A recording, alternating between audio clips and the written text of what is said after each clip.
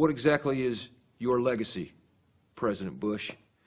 If you had to sum up your presidency in one word, what would that word be? I think I can describe it in two, and that would be tenacious and awesome. And if we put those together, that becomes Tenawesome. Tenawesome. I like that. Yeah. You are Tenawesome. Yeah, that's good. Who's the one world leader you're going to miss the most? The guy I'm going to miss the most is Vlad Putin. First time I met Putin, I stared right into his eyes, through his eyes, into the back of his skull. Mm-hmm. And he said, "What's up? Why are you looking at me like that?" And I just said, "I'm staring into your soul." That makes me think, do you ever use that as a diplomatic strategy? Creeping out on purpose other world leaders? Because sometimes you have to creep out another world leader just to show him who's boss. You know who taught me the most about creeping people out? Cheney. Yeah, he's a creepy one. I mean, that guy's creepy. He's first-team All-American creepy. For the longest time, I thought the White House was haunted. Right. I wouldn't leave my bedroom after 9:30 at night. Turns out it was Cheney wandering around in there, banging on things and walking around with like a gas lantern, looking for stuff. And I'm like, "What are you doing, man?" Where do you think he got a lantern? I don't know. Lynn Cheney is a big collector of antiques, lanterns and antique pistols, old dresses from the prairie. I remember I once saw Cheney naked in the shower. That creeped me out. He's just a creepy dude. Creeped me out and made me sick to my stomach. He just looked at me, let out a high-pitched scream. It shattered all the windows in the bathroom, and then he disappeared. Yeah. Just like that. Like a shapeshifter. Yeah. Okay, enough with the easy questions. Let me ask you something some might consider a little below the belt. Are you really the decider? Yeah, I'm a decider. Okay, I get it. You are, because I have decision-making abilities that allow me to think of thoughts and have it transfer through my brain, out my mouth hole, and then into your ears. I heard it. That was high and tight. And that's what the decider does. You know, there was another name that's a variation of the decider called the choicerer, but then I settled on the decider. Sounds a little more learned. Did they ever let you drive Air Force One? You know, I was always like, give me a poke at the controls, and when are you going to let me drive this bird? And they were like, never. Right. No, we're just kidding, Mr. President, but honestly, you're not allowed to do that. And I said, guys, enough's enough. I'm flying this airplane. And immediately got us into trouble. We went straight into a nosedive. Then they had to wrestle me from the controls and get the plane back to cruising altitude. And the guy said, look, I know I could get fired for saying this, but if you ever do anything like this again, I have to shoot you. Then you said, I'm president. And I'm like, what do you mean? Like with like a, it's like, no, I have to, this pistol that I carry, I got to shoot you. And he said, am I getting fired? And I said, sure. Yeah, you're getting fired for that. He had that look in his eye. He had that pissed off look. Really? And he wasn't blinking at all. These guys are serious. Yeah. What are you going to take from the White House? I think of a fun kind of keepsake for my years at the White House. I'd like to take one of those, just a toilet. You're going to take a whole toilet? From one of the bathrooms. Huh. Yeah. I would not have thought to take a toilet. I'm probably going to take a big ticket item, you know, maybe a fancy portrait or something. Maybe James Madison. That's a rich, meaty, juicy answer. Thank you. Now I want to look you in the eye and ask you one of the toughest questions I can think of. Who do you love more, Laura Bush or Barbara Bush? I'd have to say more in the way that you look at someone and they scare you like in a Halloween costume. That's the respect I have for Barbara, because she scares the shit out of me. You're not pulling any punches. You're bringing the real stuff. I have so much respect / fear for my mother that I sleep with a golf club in my bed. Really? Because sometimes she'll just barge in, and it's my mom, but at first I think it's a creature. Do you know what else is also an effective weapon? Fire extinguisher. Because you can either just spray them back, or if the canister runs empty, you can use that big heavy metal thing as a missile, a projectile. That's something else to think about. Yeah. The other thing about Barbara is she's built. She's very muscular. She's very muscular. Yeah, she's scary. She did a lot of lat work in her youth, and she's still got some pretty strong lats. She's built like a shit brick house. I think there was some Greek philosopher who said the lat is, the muscle that controls the body. God, you are fascinating.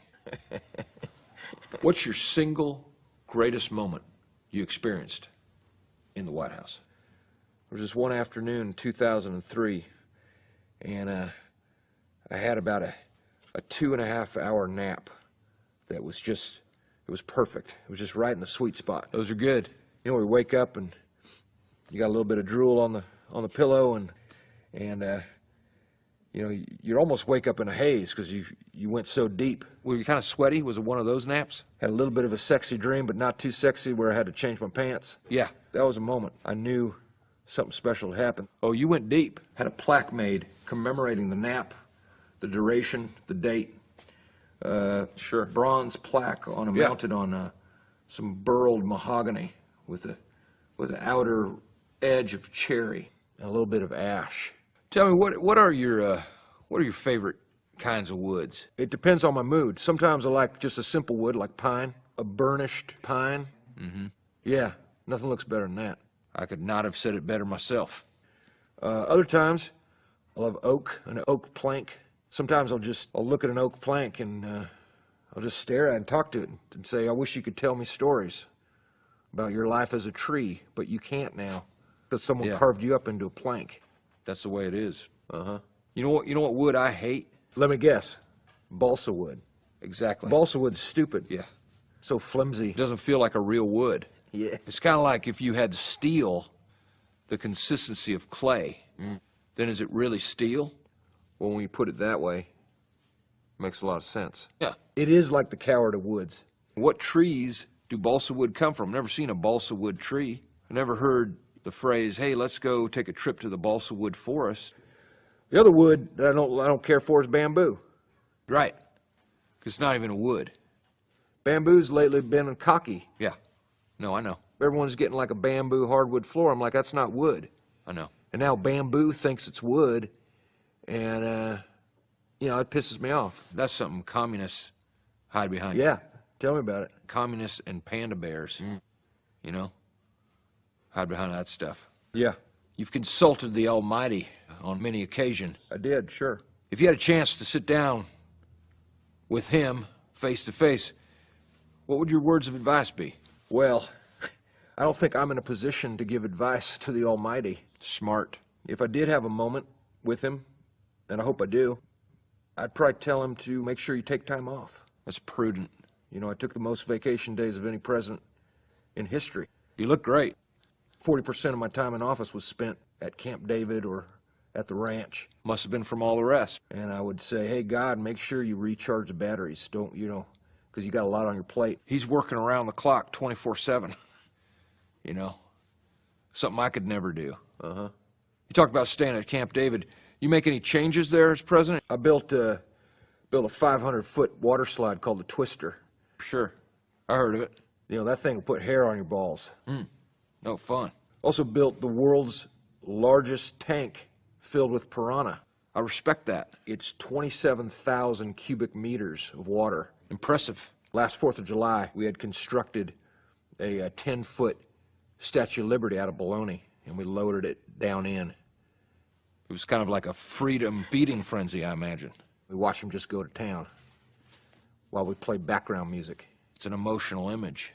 If our founding fathers could look into a crystal ball and see that a president was doing something like that, I think they'd be proud. You should pat yourself on the back. I would like that very much. Do you feel like you've had to compromise any ideals as president? One thing I would have done differently, that kick-ass flight suit that I wore on the carrier when we said mission accomplished, I would have worn that every day. I think had you done that, not only would it be a statement, but I think it would have been a fashion trend. People said it looked stupid, but I know I look good. Everyone loves someone in a uniform. So I would have done that differently. I picture a playground of 7 and 8 year olds all running around, climbing on jungle gyms, laughing, all in flight suits. Oh. That's my vision of America. God, that's good. I probably would have changed it up more. I would have probably done a few more press events shirtless. Yeah. Show off my fine physique. You could have gotten some, funny tattoo on your back. like a leprechaun, or I might have done a little more weight training. or just a big Japanese tiger on your back, and he's kind of like jumping out of your back, you know, onto people. Yeah. Maybe it could even be like a 3D thing. But you'd have to carry around a pair of 3D glasses and have people put it on to see the effect. Yeah, that's good. I'd pay money to see that. That's real good. If you could be any animal in the animal kingdom, what would you be? I'd probably be, I don't know, like a turkey vulture. They're underrated. Yeah, Sure. because they're actually quite smart. They hunt in packs. Remember when Laura at the ranch was doing some gardening and a group of turkey vultures descended upon her, Well, it's very common, and they know what they're doing. They do it on purpose. took off all her clothing. Yeah. It was kind of odd. They'll circle women and rip their clothes off. It was frightening and beautiful all at the same time. Sure. They get so big that you can actually ride them. If you sneak up on them, and you got to learn how to do it. You got to walk on the balls of your feet and get real low. You can get on the back. I love it. They'll take you for about a half a mile. I absolutely love it. Yeah. Love what you're saying. And they're trying to get you off their back, too. They don't like it. Of course not. It's a wild animal. But that's something that's worth doing. The other day I saw this van with a beautiful mural on the side with a naked lady and a puma kind of draped kind of down by her feet. And I'd like to be that puma, if you catch my drift. Hey, Huh? you falling asleep? Go on. No, I'm with you. I think you were falling asleep. Get out of here, man. Anyway, if I got to hunt, I got to hunt. Like, I'm not just going to hang out with the lady the whole time. But, Then hey, wake up. get the... Where's my golf club? You did it again. You fell asleep right when I was... Well, you Sorry, know, I apologize on one hand. On the other hand, if I fell asleep, that either means I needed the sleep or your stories are boring. Well, I want to thank you for this. Thank you. For spending the time, for taking the time. It's been a unique experience, to say the least. That is hilarious.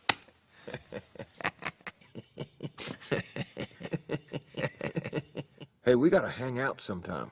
Let's try to make this, a regular happening. Hey, If we can. God knows I'll be free.